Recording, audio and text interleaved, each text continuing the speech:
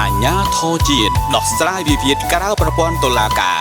ហៅកាត់ថាអដកគឺជាក្តីសង្ឃឹមថ្មីរបស់បងប្អូនប្រជាពលរដ្ឋយើងមានវិវាទមានបញ្ហាគឺមានអដក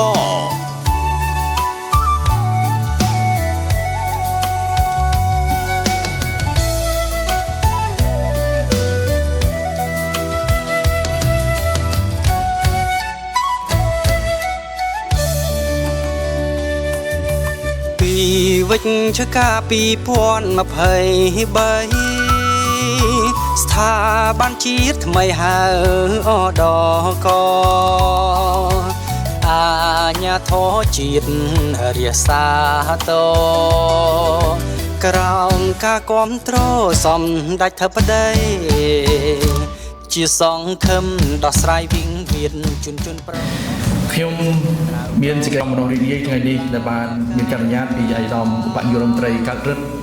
រដ្ឋមន្ត្រីក្រសួងយុតិធម៌និងជាប្រធាននៃអាជ្ញាធរជាតិដោះស្រាយវិវាទក្រៅប្រព័ន្ធតុលាការ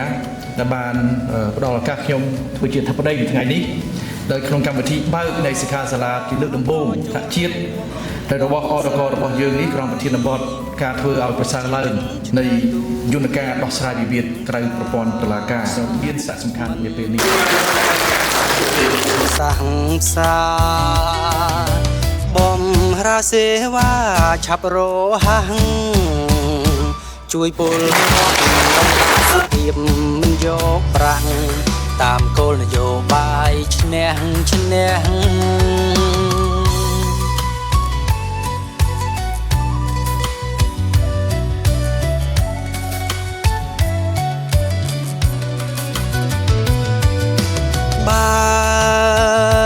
មានជំលោះកុំអើនាំឆ្លោះចាំថាមានអដកធ្ងន់នឹងថ្មកាត់ក្រក៏ព្រោះតែក្តីកុំប្តឹងផ្ដាល់អីត្រូវរកអ្នកជួយផ្សះផ្សាអដកគាំទ្រដោះស្រាយភា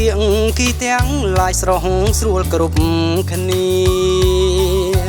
ជួយមិនលំអៀងជួយគាំពៀ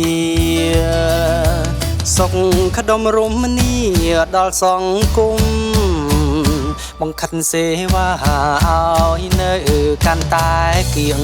ប្រជាពលរដ្ឋគ្រប់ប្រាណ